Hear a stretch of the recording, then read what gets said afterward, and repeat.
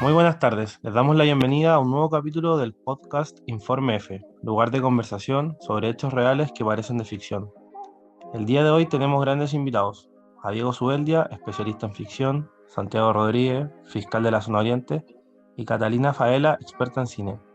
En conjunto hablaremos acerca del terrible caso del crimen de Evelyn Schmidt y Juan Marambio, y cómo cometieron el crimen en contra de su hijo y hermano, Robertito. Pocas historias reales superan la ficción, pero esta es una de ellas. En enero del año 2008, una madre de buen pasar económico y residente de Las Condes acordó con su segundo hijo, un médico titulado de la Universidad Católica, matar al primogénito, el apodado Robertito, quien a pocos días de nacer el año 1958 sufrió una meningitis que lo transformó en un sujeto dependiente en todo sentido. Debía ser mudado varias veces al día y recibir la comida como un bebé. Su madre, de entonces 76 años, estaba realmente superada, porque durante casi los últimos 50 años había hecho lo mismo todos los días. Por esta razón, la mujer y el doctor se coludieron para ejecutar un pacto siniestro que incluyó un revólver, la tierra y la pedregosa Segunda Región, vinculados con la Revolución Chavista y con una muerte en Francia. Esta es la historia del asesinato de Robert Tito, llevado a cabo por su madre. Por eso queremos hablar con Catalina y que nos cuente un poco acerca de los personajes de esta historia. La protagonista era Evelyn Smith, es la mamá de Robertito quien lo cuidó toda la vida y al mismo tiempo fue parte de su homicidio. Era una mujer viuda y tuvo 3 hijos. La antagonista era Evelyn, quien sabía que no debía hacerlo, pero terminó siendo cómplice de este hecho. Después de la muerte de su hijo pasaron 10 años en los que se aguantó el secreto. Después de todo ese tiempo no pudo más con ocultar lo ocurrido y decidió autodenunciarse con la policía. El superobjetivo y motivación era ocultar el secreto del asesinato de su propio hijo, ya que obviamente no quería que descubrieran que ella había sido la autora del asesinato. Robertito era el hijo mayor de 3 hermanos. A pocos días de nacer contrajo una meningitis que lo convirtió en una persona dependiente de su madre en todo sentido. Y claramente él fue la víctima del homicidio. Juan Andrés Marambio, que es otro de los hijos de Evelyn, que él estudió medicina en la Universidad Católica, no estaba bien en lo económico, por lo que se fue a vivir con su mamá, Evelyn. Al ver que la situación que vivía su madre la convenció de que los dos fueran y mataran a Robertito. El conflicto de todo esto era guardar el secreto de la madre, que eso claramente le generó un conflicto interno a Evelyn. Sí.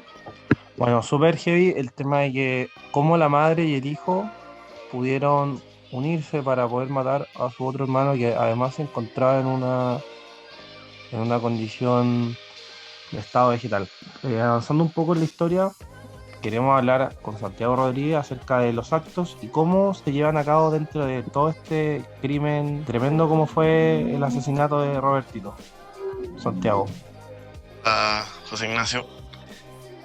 Bueno, el primer acto de la historia parte con el comienzo, con la presentación de los personajes, o sea, que son reales, y después todo comienza con el asesinato y con el primer punto de giro que se nos presenta, que es cuando Juan Andrés, el asesino, decide con su mamá guardar el secreto del asesinato contra su hermano, y el detonante es la propuesta de matar a Robertito, el hermano o hijo de la familia.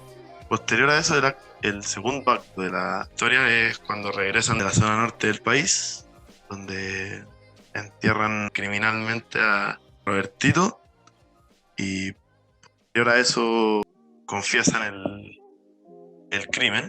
Por otra parte, el acto tercero, principalmente en el juicio en el que estaban involucrados Juan Andrés y la madre Evelyn. En ese juicio se emiten varias declaraciones donde asumen la culpa, ambos, y se dictan la sentencia. Como este caso se dio a conocer 10 años después, la madre de Evelyn no tuvo una sentencia muy, muy grande y Juan Andrés tampoco. Si bien Evelyn quedó con arresto domiciliario, pudo haber sido mucho más grave, solamente que su edad y su condición de salud no permitió que se fuera presa. Y el hijo también no sufrió nada, porque el caso ya había proscribido. Entonces en ese momento no se pudo hacer nada y el hijo ahora está tranquilo en su casa. Sí, eso te quería comentar. Es increíble cómo a lo largo de los actos de lo que es la historia podemos ver cómo todo va cambiando desde que en un comienzo tenían la idea de este asesinato como un plan para que la madre de algún modo pudiera vivir tranquila, pudiera tener una buena calidad de vida, pero finalmente esos 10 años posteriores al asesinato fueron una condena. Claro, O sea, prácticamente estuvo los 10 años viendo, teniendo que vivir día a día con la culpa de que ella y su hijo habían matado a su otro hijo, y además se encontraba indefenso. O sea, sí. no pudo hacer nada para evitar ese final triste de su vida. Yo creo que eso también la deterioró mentalmente y físicamente. O sea, vivir con la culpa durante 10 años, yo creo que, o sea, me pongo en el lugar básicamente, que debe cansar a una persona de más de 60 y algo años. Entonces, yo creo que como que la mayor pena como que se le otorgó fue ese sufrimiento de los 10 años de ocultar el secreto y envejecer tanto por culpa de tener el secreto. Claro, y eso mismo era lo que quería preguntarle a Diego, que maneja con mayor claridad el tema. ¿Cómo esto del clímax, la progresión dramática, cómo lo podemos ver reflejado en la historia? Bueno, José Ignacio, antes de hablarte sobre la necesidad dramática en toda esta historia, quería agradecerte la invitación al programa. Para mí es muy importante y muy valioso que me hayan invitado a formar parte de esta nota. Pero bueno, respecto a la necesidad dramática, bueno, nosotros sabemos muy bien que Jorge, uno de los hijos de Evelyn Smith, que no está involucrado en todo este quilombo, fue a visitar a su madre y Evelyn se cae y se rompe la muñeca. Y debido a eso, ¿no es cierto? La madre necesita buscar una vivienda más chica porque está en una casa muy grande y está vieja y sola. Y bueno, la esposa de Jorge, que fue el hijo que fue a visitar a su madre y que no es cómplice de todo este asesinato, empezó a administrar las cuentas del banco de la madre, de la asesina, y se dio cuenta de que en ningún momento están pagando los gastos de Robertito, porque supuestamente Robertito estaba hospedado en una casa que lo cuidaban y que lo estaban atendiendo. Y bueno, y aquí la necesidad dramática de toda esta historia, que parece ficción al final de todo, que el 20 de abril del 2018 todo se fue al carajo. Evelyn confesó que Robertito se había caído de la ducha y lo enterraron en el desierto. Y la mentira no logró durar más de 10 años. Luego la madre confesó a su hijo Jorge que habían matado a Robertito en el desierto junto a Juan Andrés, que también fue autor del asesino de Robertito. Acá Jorge le dice a su madre: me cagaste la vida. En palabras muy breves, la formalización de los autores del crimen nunca estuvieron en prisión, quedaron en libertad porque por el tiempo que ha transcurrido después de todo este asesinato, se deshicieron de toda la evidencia, no encontraron el cuerpo y prácticamente quedaron en libertad, ¿no es cierto, José Ignacio? Claro. Ya para ir terminando, la necesidad dramática significa que en toda historia se necesita un drama, un hecho que haga destacar la historia.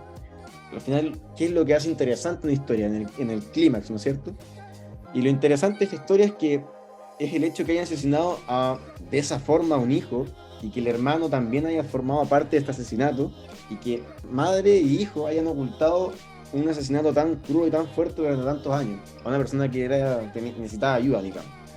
Y lo más increíble de todo es que hayan quedado en libertad. No sé qué opinas tú, José Ignacio. Bueno, es que eso es lo increíble de la historia, que es un hecho real que parece una película casi que de terror. Claro, O sea, como una madre con su propio hijo finalmente son los artífices de un plan que termina en la muerte de una persona que, claro, se encontraba indefensa en todos los planos posibles. Exactamente. Es increíble cómo una madre y un hijo son capaces de hacer algo tan crudo con un hermano, con un hijo, como matarlo de esa forma, no haber buscado ayuda, una solución. y que pareciera que es un cuento, pero esto pasó, ¿no es cierto? Entonces eso es lo dramático de la historia. Yo creo que tú, Diego, como cineasta, perfectamente se podría hacer una película sobre esta historia, ¿no? Claro, ¿no? Sí, se podría hacer una película con esto perfectamente. Y podría ser muy exitosa. Pero bueno, así es la historia, lamentablemente. Es verdad y pasó.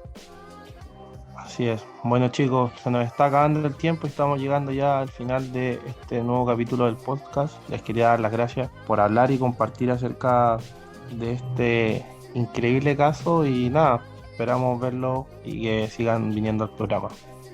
Muchas gracias. Muchas gracias, José Muchas Ignacio. gracias por la invitación. Que muy bien, cuídense. Nos vemos en otra oportunidad.